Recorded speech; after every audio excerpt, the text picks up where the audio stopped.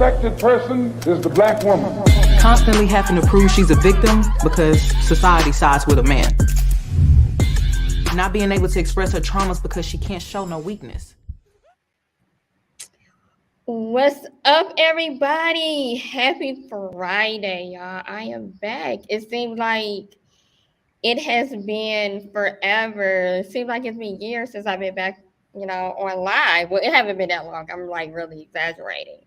But I am so happy to be back, y'all. Thank you for being patient with me and just understanding just all of the stuff that has been going on. So today, I'm not going to waste any time. I am live on Facebook, YouTube, Twitter, one day Instagram and catch y'all, but not today. But we are live, so make sure that you subscribe. This is Ivy Nicole, y'all. Don't forget that H is NICHOLE. You can check out SheEvolvesLLC.com for more information. So like I said, we are streaming everywhere, so you can connect there and select your platform because we are live. But we are actually going to get into like a really serious conversation today. It is Sexual Assault Awareness Month. The month of April is dedicated to sexual assault survivors. So we want to get into this conversation, but today we actually want to focus on the sexual violence against Black women. Because, stat shows that Black women are less likely to report a rape, any type of assault, for victimization, fear no one is going to believe her. She just fast, hot in the ass, all of the above, right? What was she wearing? What was she doing? Ain't nobody gonna believe her. Was she a busto? Did she? I mean, all of the above, right? This is the stereotype that are placed on Black women. So today we have Nicole Queen. Hey, boo.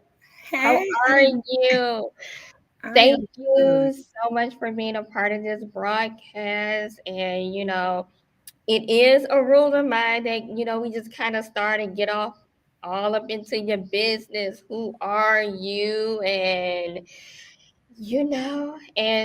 listeners, viewers, wherever you watch it from, whether it's Twitter, Facebook, or YouTube. I almost say Instagram. I want to say Instagram because I really want us to be Instagram live, but whatever.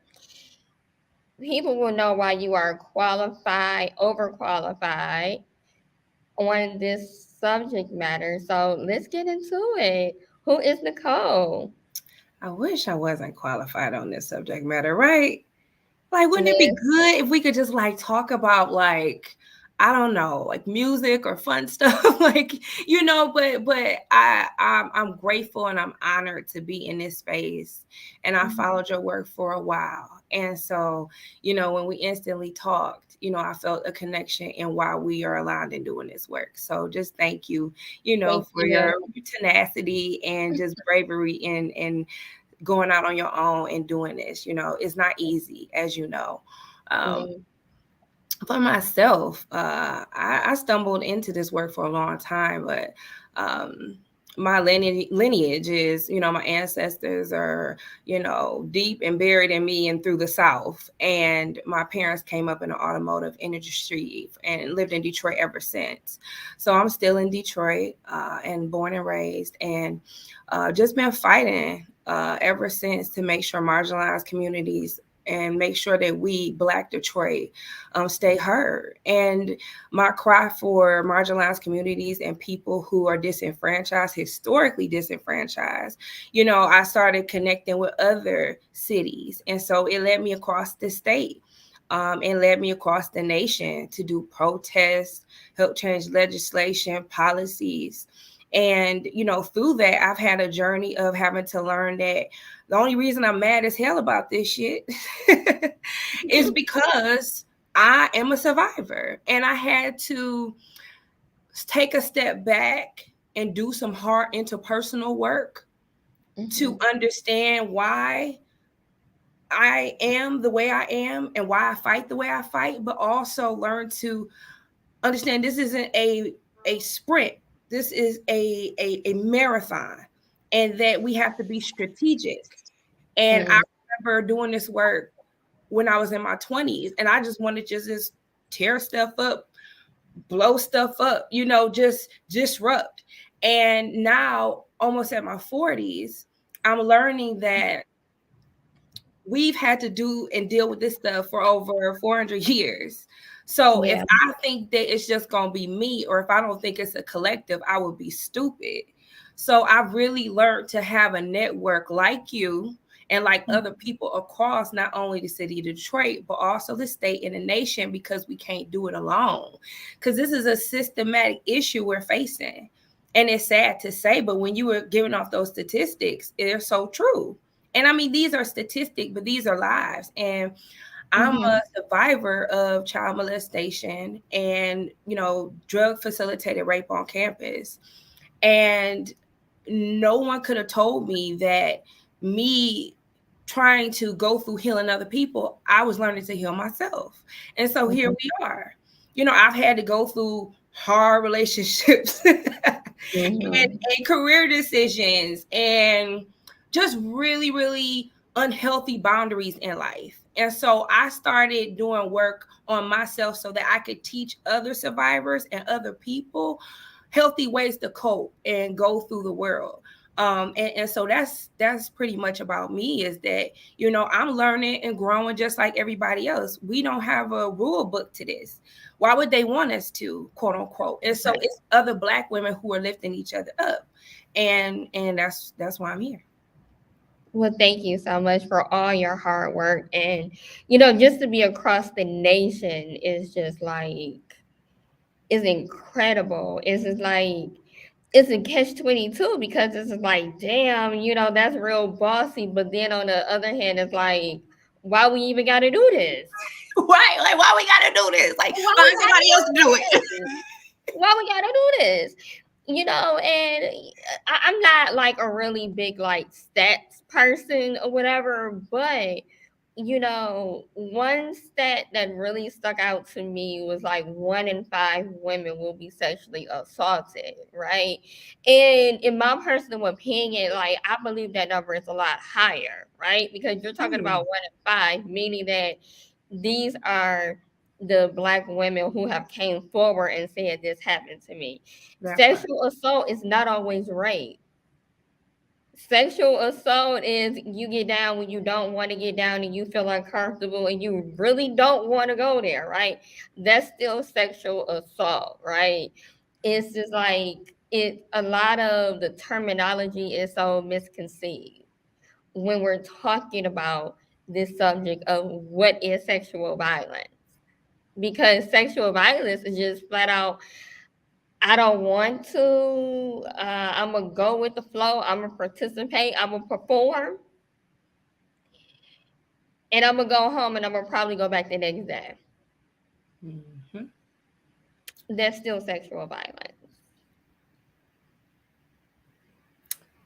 And when you said that, it was another stat I remember. For every 1 Black woman that reports, 15 don't.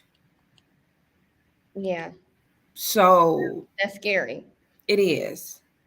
And if we don't even have education in our schools and we look at like the stigma that our community faces when we go to the police department, we go through, the hospitals, medical systems, then we realize why we're even more silenced. And people get tired of me always saying this, but what is the phrase? What happens in this house stays in this house. Exactly. And so even for me growing up, I felt other than so many spaces. Like I would go to school and it was like a Catholic white school, and I'm a Black queer woman, and I was a girl confused about myself.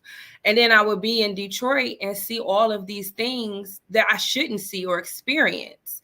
And so in my house, we didn't talk about sexual assault. We didn't talk about domestic violence. I saw it all the time though.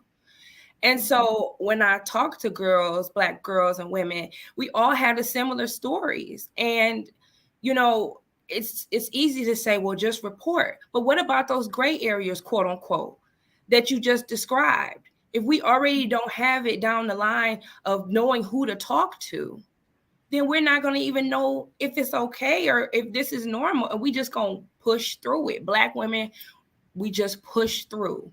We get through. And that's the unfortunate. And then when we get older, we have these conversations. But why do we have to wait?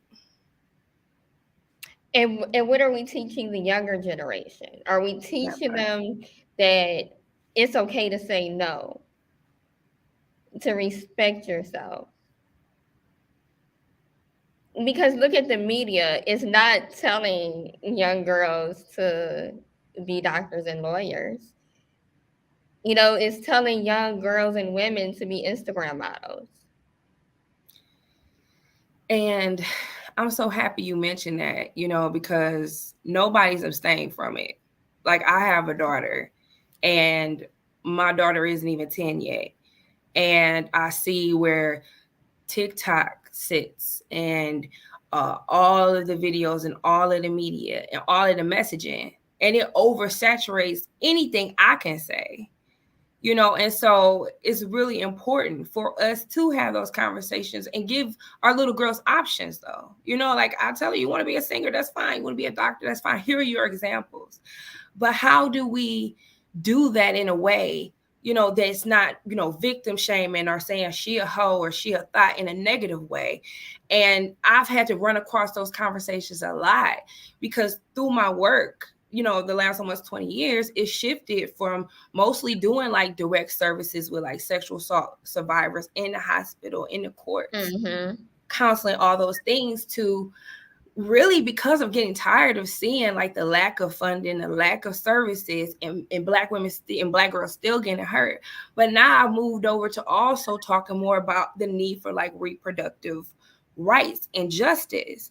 And through those conversations, I see people say, well, she asked for it, or if you don't want to do this, ... you deserved it on yourself. Even in those spaces, when we're talking about survivors and talk about abortion. And so I say to myself that Black women and Black girls, we almost feel like we in a box. And it's hard to get around it. You know, I want to address this comment because it's very profound. Perhaps it's time for me to have a talk with my son. Yes, absolutely. Sabrina, thank you for that comment. How old is your son? Hey, Sabrina. Thanks for tapping in. But yes, you know, this is not all about the women. What are we telling our young boys? What are we telling the men? Because who are we being sexually assaulted by? And that's a really good point. And so when I left Detroit, I went to school up at State. Prayers to my MSU family. There I like discovered, and we talked about this the other day, Nicole. I discovered through women, gender, and social justice classes, I like discovered like words like feminism, womanism, all of those things, right? To describe like gender, understanding gender and how it plays such a role in a lot of violence that is happening in our community and in our country. Right.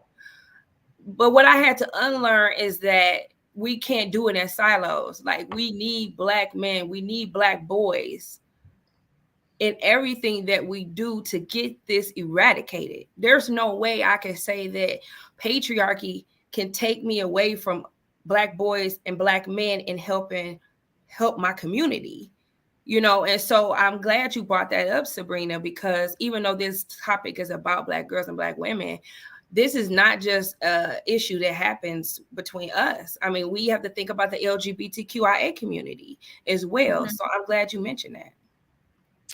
You know, I think this is like the perfect segue to actually get into the conversation of what's been happening recently here in Detroit, with the elderly woman being raped in front of her husband, and how those men hit the street, they hit the block, and they was not playing.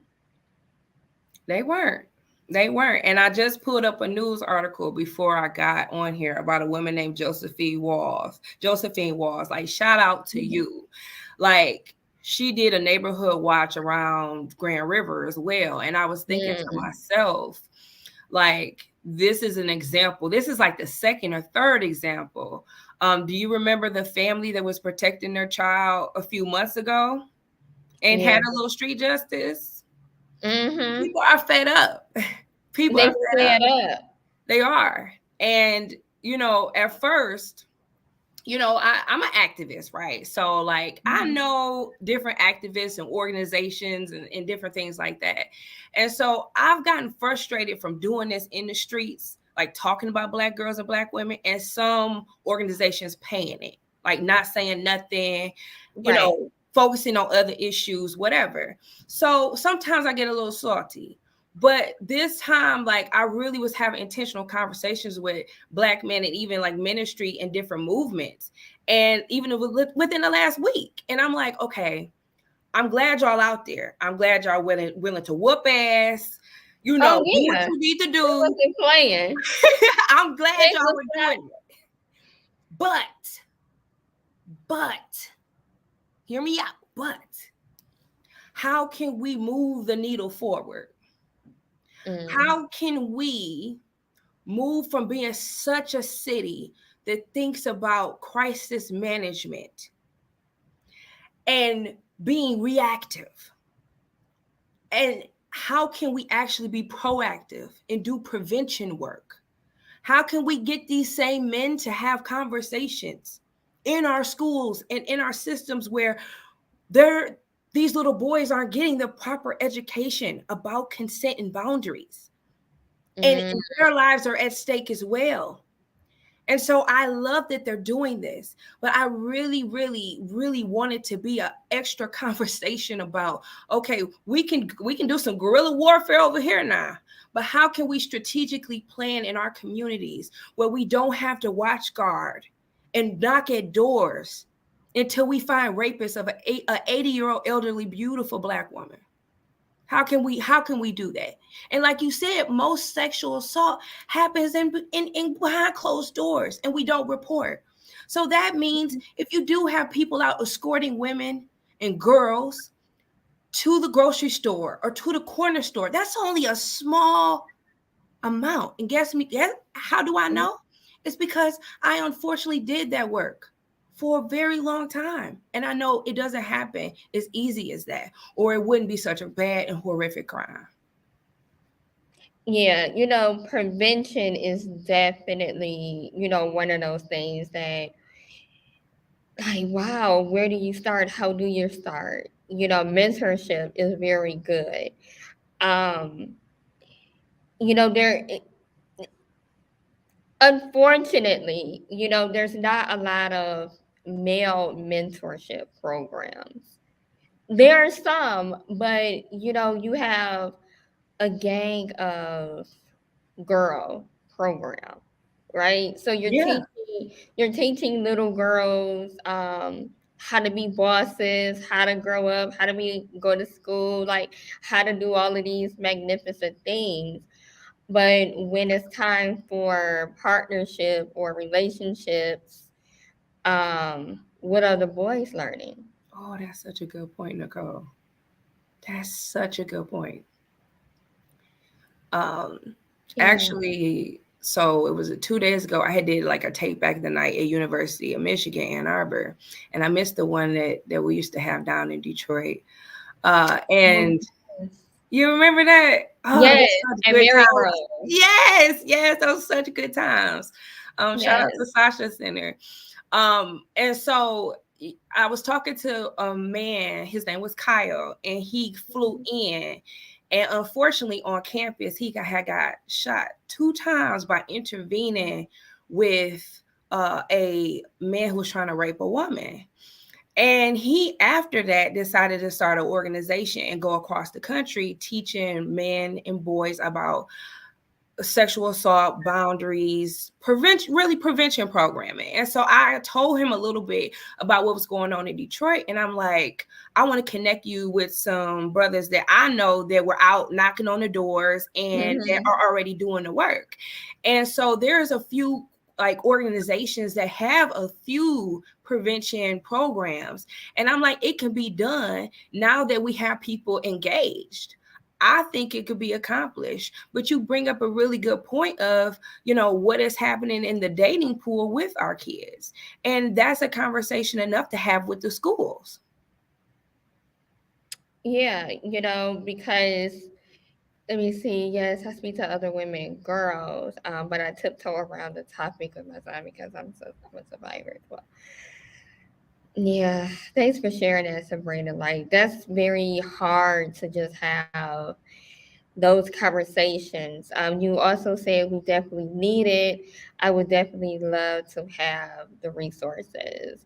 Yeah, definitely. Like, we do have some very powerful men around the city of Detroit, prevention wise.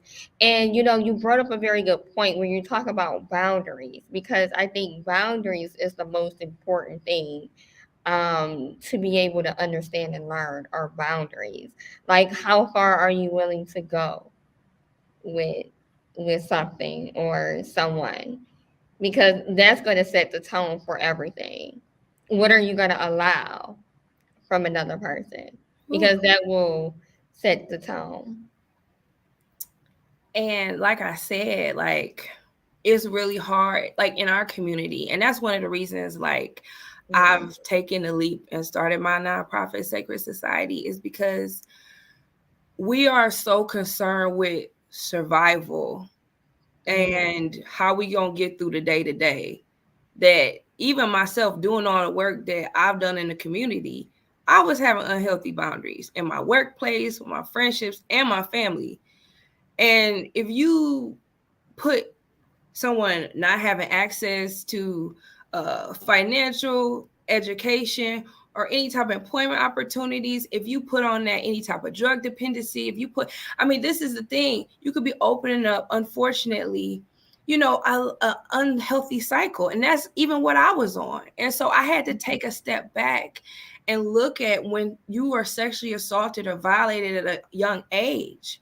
Unfortunately, you aren't meant to have healthy boundaries, quote unquote. Why would someone who does that to you want you to? And so sometimes you're not even taught or shown. And as Black girls, I think the percentage was over 60% of us will be sexually abused before the age of 18. Yeah. And so I started having conversations with some of my friends and saw that we were doing some of the same things. And having healthy boundaries won't prevent you from being sexually abused. But I know that for me, when I see a red flag, even when I'm dating, I'll be like, I'm out. I got to go. I'll see you later. Block, block, block, block. Yes, on everything.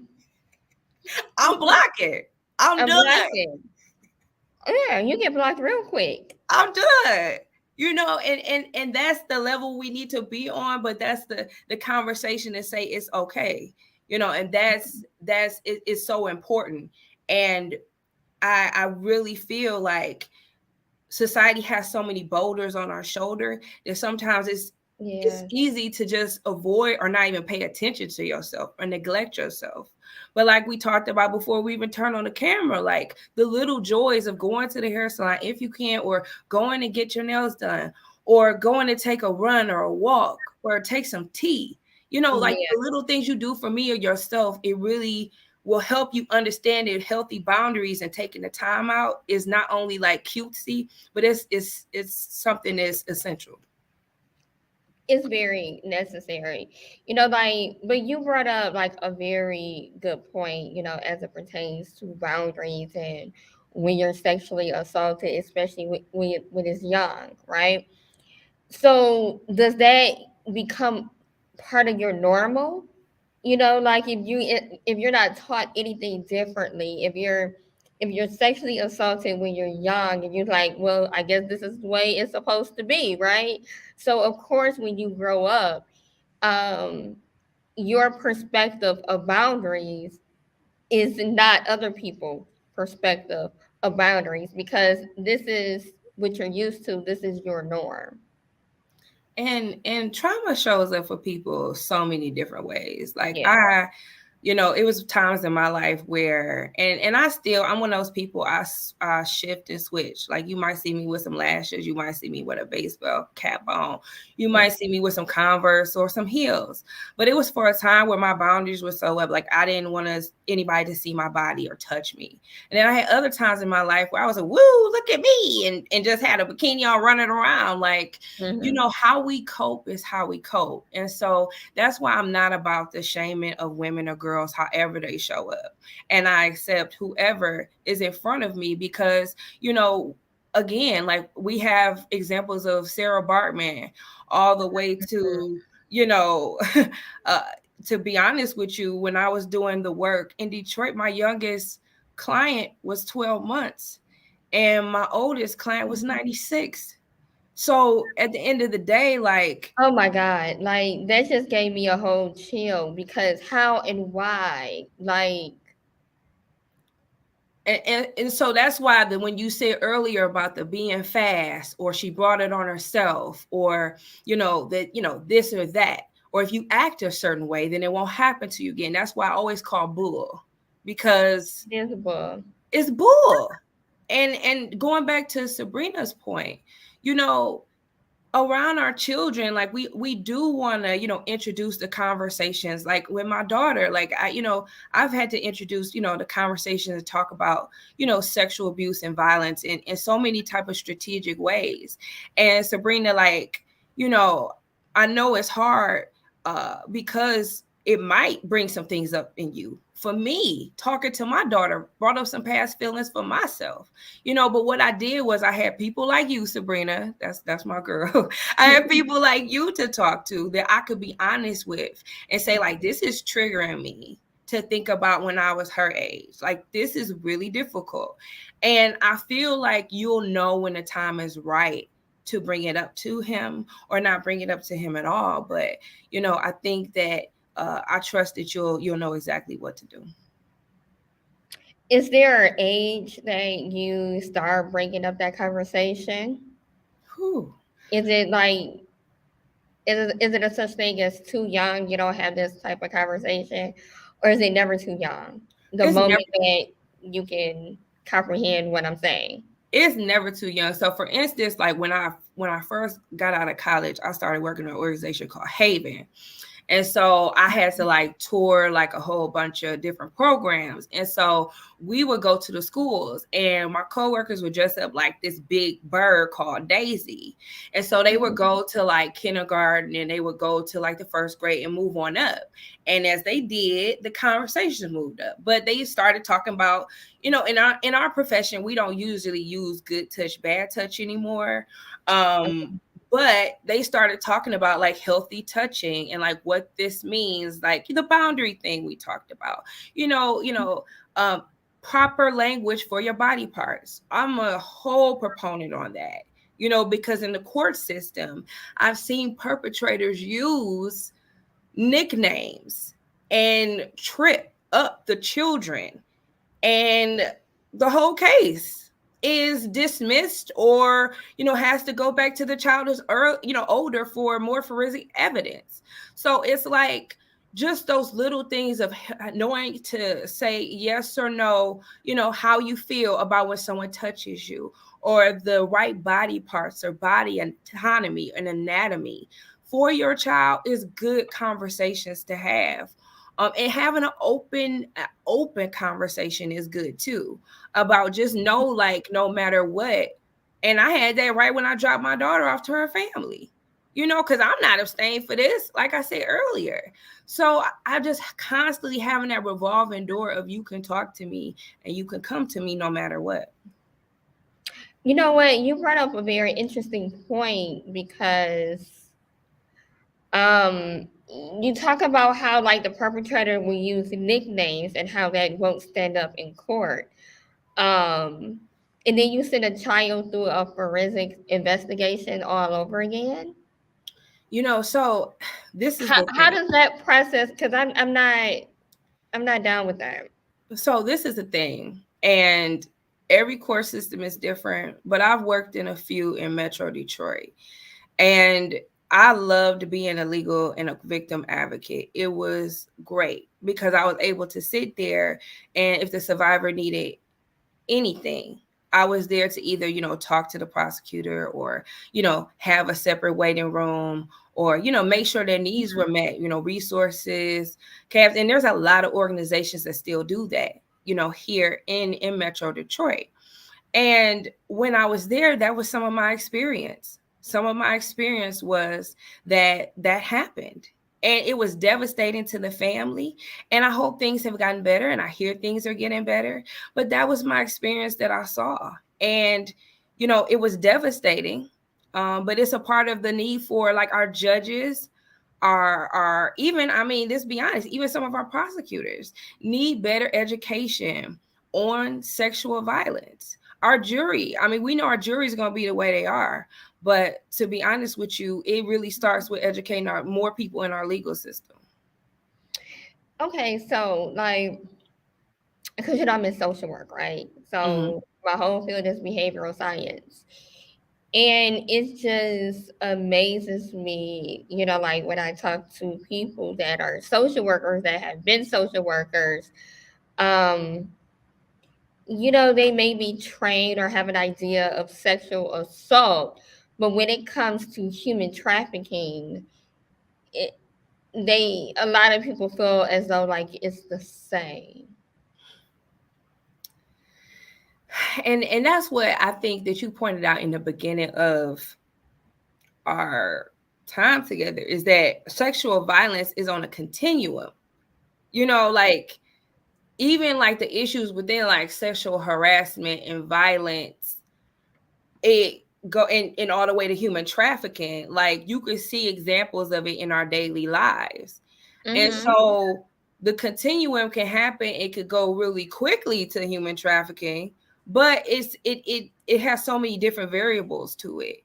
And the sad part about it is many of our nurses and our medical staff, like I go around the state of Michigan, and we also have done a few across the country with the FBI in my business, actually like teaching law enforcement, nurses, doctors about like what are the signs of human trafficking, and what can you do in your profession to actually show up and make a change. And I agree with you. It is totally different than sexual violence. Sexual assault can be what we said happen in intimate partner situations. It can happen when you during a drug facilitated experience sexual assault, or it can happen where sexual violence can be you're getting on a bus, trying to get home. You could be like this elderly woman, unfortunately, and be at home. And human trafficking is different. Unfortunately, after I was sexually abused as a child and before I went off to college, I had experienced human trafficking. And the funny, sad thing about it is that, Nicole, I actually had talked about it last year on Fox 2. And I thought that it would be easy to talk about that. But I still have feelings of shame. And I'm like, girl, after all this time. Yeah. But I'll use my situation as an example. And I had to go through therapy, work through my own thing, right? Where I feel good and I feel, as if, again, I'm constantly doing this to help others. But he posed himself as my boyfriend. And he posed himself as somebody who cared about me after all of the vulnerability and things I experienced, as I talked about when I was a child. And sooner or later, I was blackmailed, blackballed after being sexually assaulted on camera. So you see how that flips and it can turn. And then slowly but surely, I saw myself going around to different house parties or people's houses and him forcing me to have sex. And so there's so many proponents to human trafficking. The individuals that I've seen, sometimes they're sold in hotels, sometimes they're sold in truck stops, sometimes they're even, on the streets. Down in Detroit, we have John R. We have Michigan Avenue. We have all these places. They're not as prominent anymore. But if you are in Detroit, you know if you know. And so I'm glad you brought that up, and you were expert in it as well. So Yeah, and again, human trafficking. I know we're shifting the conversation a little bit, but not a lot. You know, Black girls and women have been trafficked for a very long time, and it has been nothing other than the juvenile runaway fast ass little girl. say that. Like Say I said what I said. Like I just did a whole speech on the missing Black girls around the nation and where are they that. and why ain't nobody looking for them, right? Um, but there's so many different forms of trafficking. Like you said, sexual assault is a part of trafficking. Like I was a dancer, I was a stripper. Like, no, it wasn't a ballerina, right? I wasn't a ballerina. I was a stripper. That's still a form of sex trafficking. It is.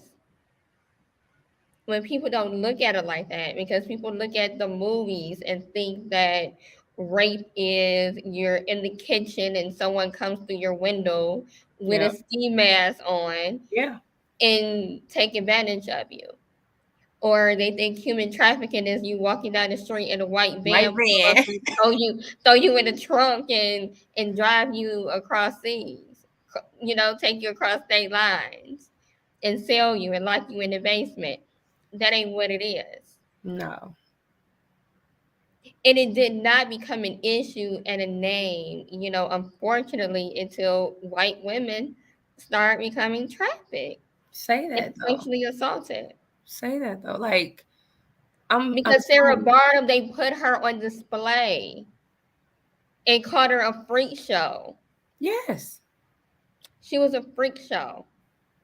Black women have been sold for years to slave masters and forced to reproduce and then killed.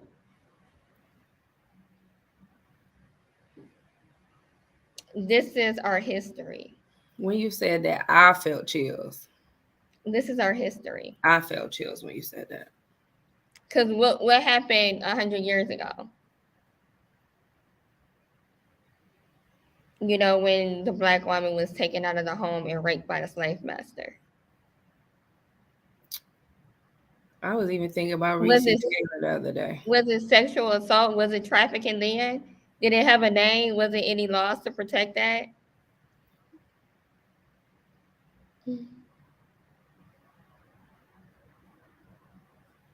No. So this is the state that our Black women are in.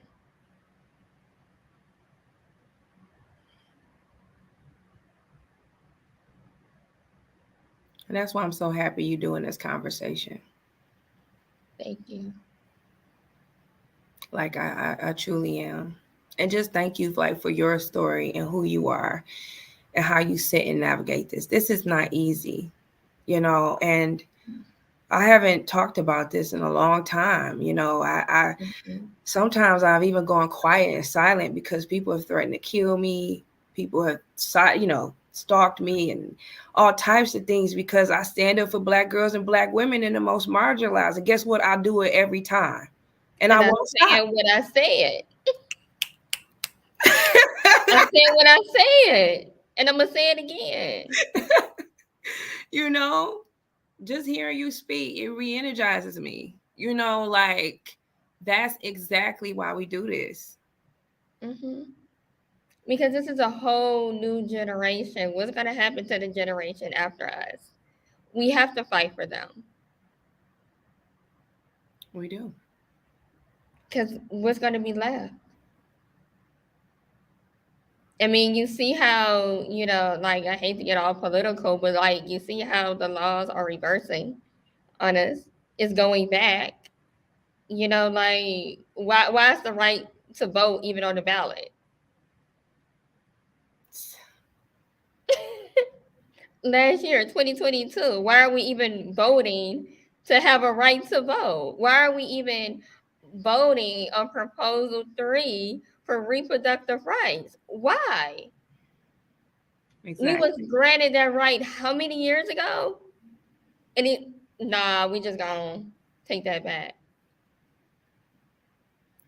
Exactly. What other state was that there? Oh, we're gonna bring back lynching? What? Don't want to talk about critical race theory, all of What? those things. Yeah. What? What? And you wonder why, the Black Lives Matter movement has been going so hard. Because we're tired.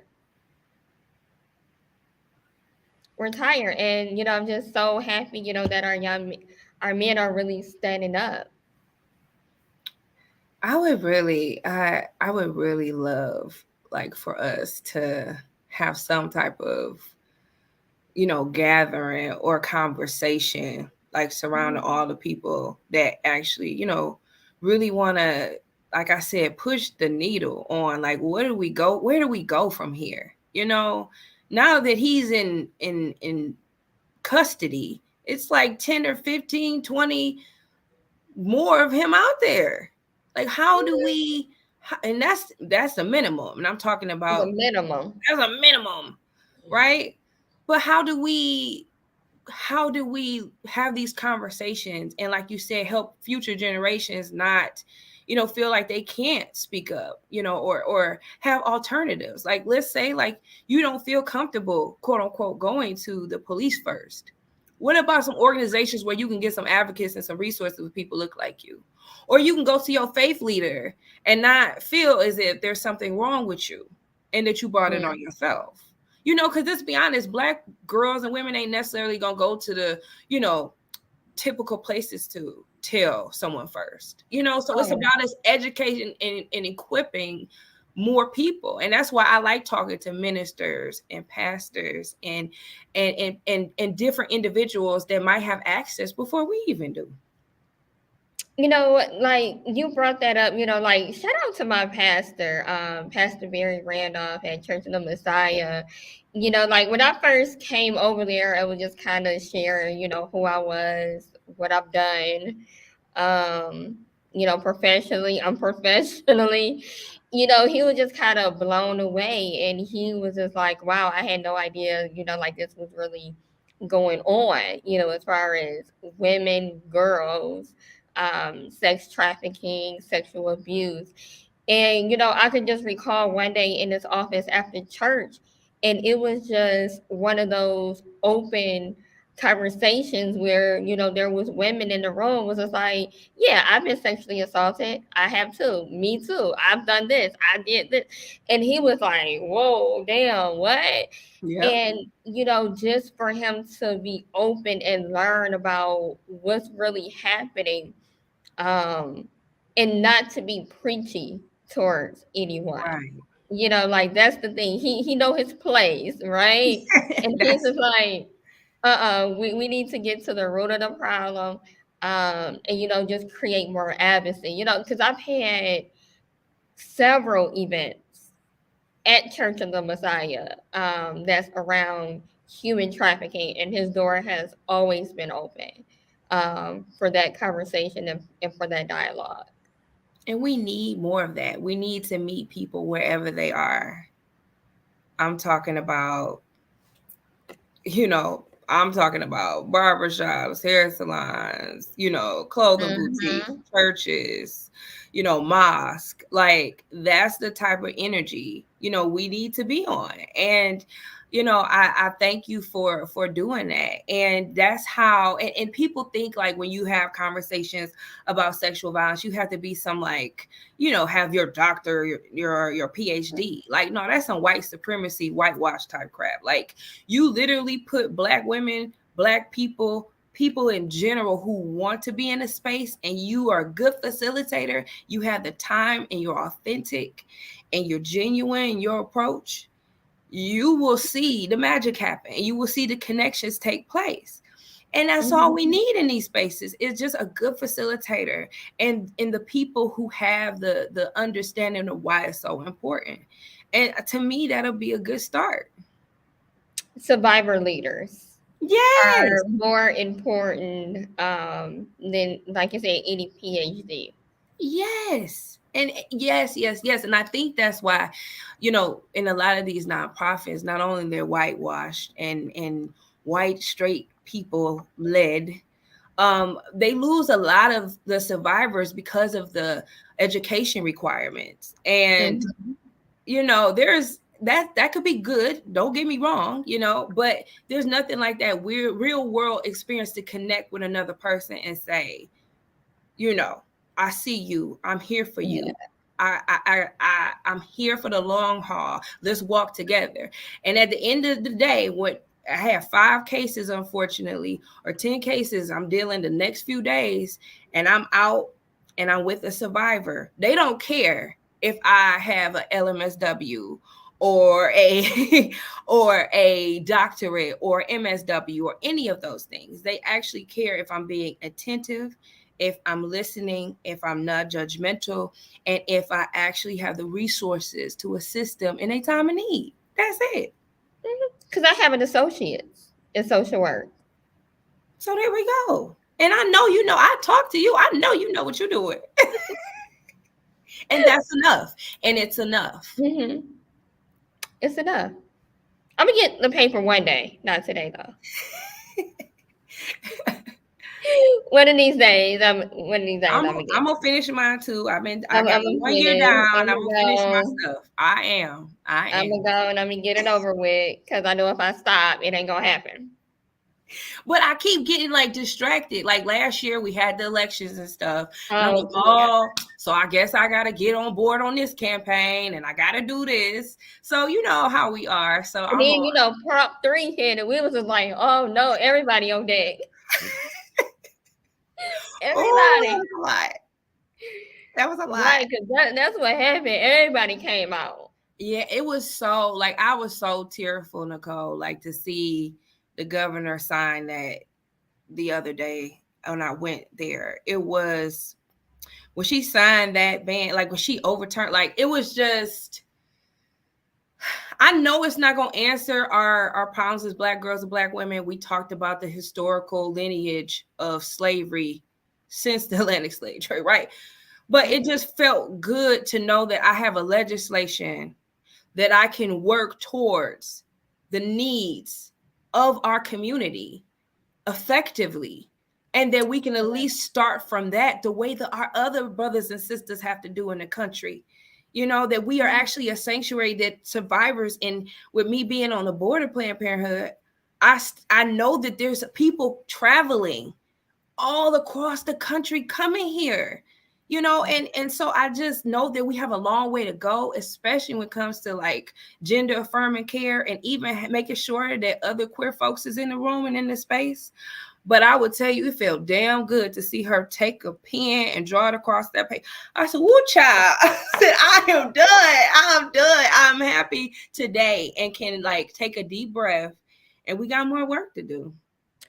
But Big Gretch, she ain't been playing. Listen, she is no punk by far. Look, she hit the ground running from day one, 4 years ago. As soon as they was talking about Roe versus Wade, what did she do? File a lawsuit? Not in my state. Nope. Not in my state. But you know what? We got some incredible women in Lansing. Yeah.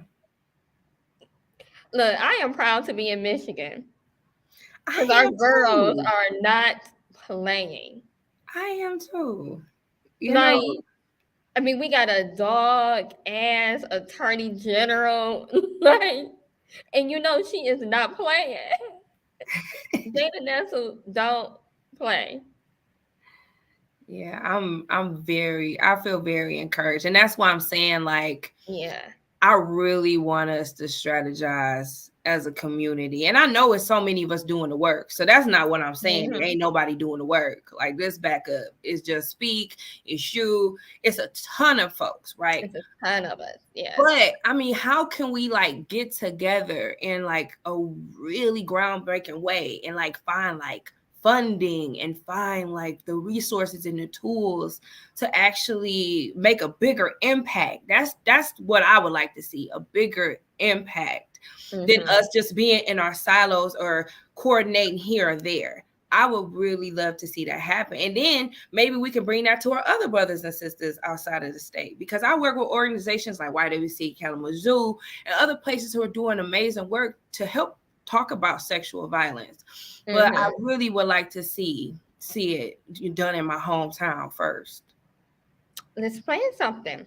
I think we should. Okay, I'm excited.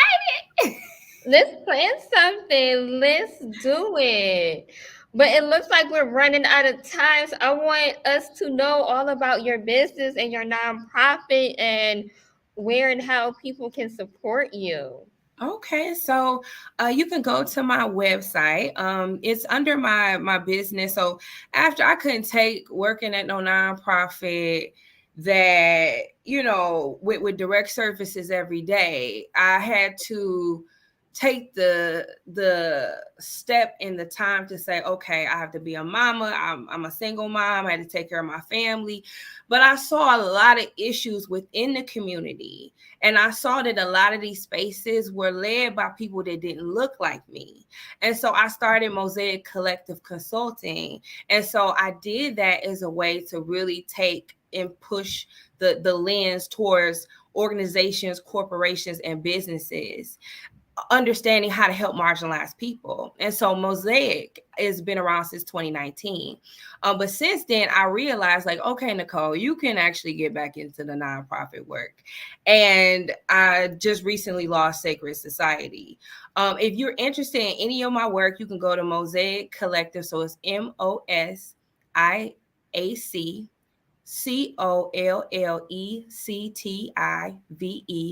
313. You know, I had to put that in there, Nicole. 313. 313. Please understand where we're from. I'm so obnoxious with it, and I don't care. .com. So MosaicCollective313.com, and you can schedule yourself for some updates. It'll give you a little understanding about what we do. Because I've done it for so long, not only do I do workshops and trainings, I do grant writing. I also, you know, even help connect survivors and people to the resources they need. So you can get me through there. You can find me on Facebook. I go through Nicole Queen Denson.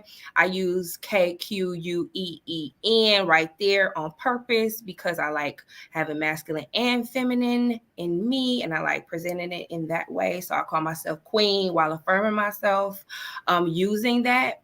So if you look up Nicole Queen Denson, you will see myself there. And those are the ways that you can reach me and get in touch with me. And I would love to answer any questions or even be a listening ear or collaborate. Yay. Thank you so much. Now I have one question, right? Because I don't think it went down last year, but maybe a couple years ago. The slut walk. What? Oh, that was like a couple years ago, right? Oh, my girl. So my girl Chantel did such an amazing job. When is that coming back? So I don't know. Like, she stepped down as chair because I know. Shout out to my friend Chantel Watkins. She is a dope Black woman here in the city of Detroit doing amazing things as an activist and organizer. And she basically stepped down, but some of the people I know that she organized with may do it. So I don't know if it's going to come up, but Chantel Watkins might have that information, and she did a beautiful job. Especially bringing like marginalized communities to that space. Like, she did a good job. Okay, so briefly, just kind of, bring everyone up to speed. What is the slut walk?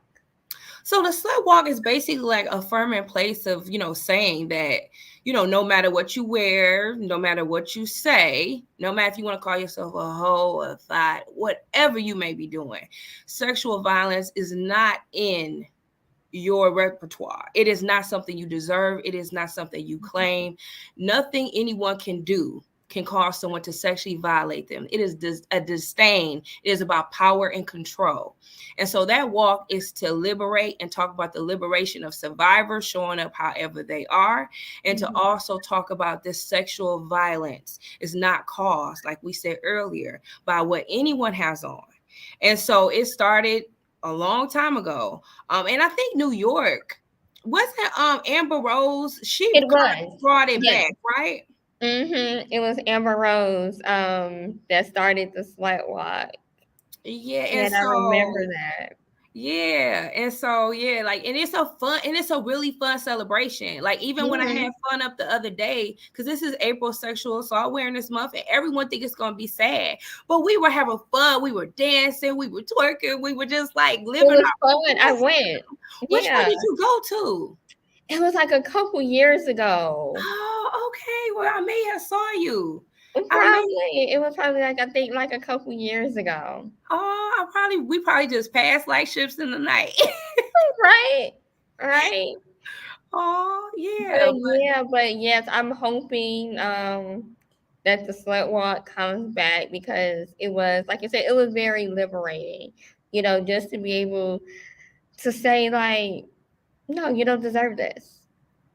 Exactly. And like, even just what you do and how you show up, even when you like, you'll see photos of yourself, even how you're beautiful and you present now, you'll see photos of yourself just looking glam and just embracing all of you.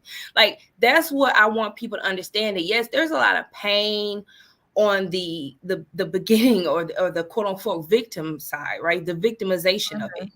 But once you're going through the healing journey, whether it's the ebbs and flows, you can turn your pain into possibility. You can become whoever you want. It is not the end. And so that is what I always see when I look at you. That's what I always see when I look at Chantel. That's what I always see, when I look at the rest of the beautiful Black girls, women in films out there, and so I just thank you so much for your work, your advocacy, the way you speak out. You've always spoke out about Black girls missing. You always spoke out about human trafficking, and you are vital to this conversation. And thank you for pulling me out my cocoon. Because I was in there, baby. I was like, in there. Yes. And Nicole, again, thank you so much, for accepting my invitation to be on here. Thank you for all your hard work. Like, not just the advocacy part, but making sure that laws and policies are in place, because you can advocate, you can mentor, you can do all types of therapeutic practices, but ain't nothing getting done until policies and laws are on your side to protect you. Right. And that is so very important. So I want to say thank you, for standing up and just being there, because I see, I'm like, dang, she in Lansing every day, like, sis live there. No, I don't. I hate, and that gas be eating up now. These nonprofits. Right. I'm like, listen, Nicole be in Lansing, like, she is not playing. Oh, you gonna do it? Oh, I'm pulling up. Hey, next time, come on, you can hop in. We hop in the car, we'll go. We go. But like, that is so very important. So I want to thank you so much for that. It just like, not just advocacy, because you can stand up for people, but just to make sure that everyone is protected legally is. It is. That's something. I got tired of crying every night. I would take my badge off, and if we had more time, like, I had a poem. We don't have time for it, but it was like,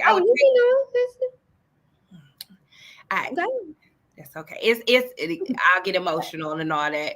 But it was about basically I would come home from the hospital, come home from my office, and I would see the same, unfortunately, stories, and I would cry. I would just literally cry because of the pain. It wasn't even just the pain that I felt. It was the pain of the thousands of individuals that were facing this, and I got tired of it and got angry, and that's why my silly butt putting on berets and running out in the middle of the cold with bullhorns. But how many and how long can you do that without making sure that the people who claim that they are in power and can make change, you have to hold them accountable? Baby, thank you for that, because they work for us. They work for us, and I'm not a fangirl. I'm a supporter.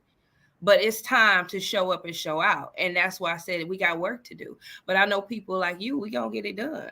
We going to get it done. We are going to get it done. And y'all, make sure that you follow Nicole and all of her amazing work and her living in Lansing. Make sure you follow her, check her out, support her in any type of way, and be on the lookout for something great to come between us. And make sure y'all hit that subscribe button.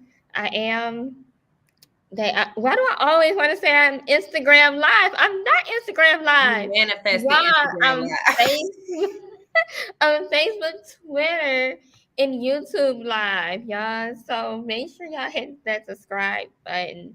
I'm back, y'all. I promise I won't be taking no more braids, I don't think. Unless something like really serious or crazy happen. But I'm back. This new season is about to be incredible. I have some new stuff I'm working on, just a little rebranding kind of thing. So yeah, stay tuned. Next week is going to be lit because I'm dedicating every second Friday to a man that's really doing the work.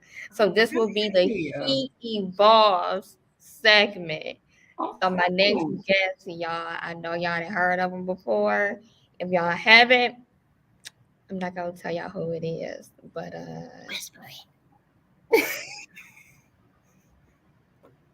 let's just say he dope, and y'all will find out. Just stay tuned. The anticipation is gonna kill y'all, but it's okay. All right. So we'll be back next week, y'all. Thanks for tuning in, and again, thank you, Nicole, for joining.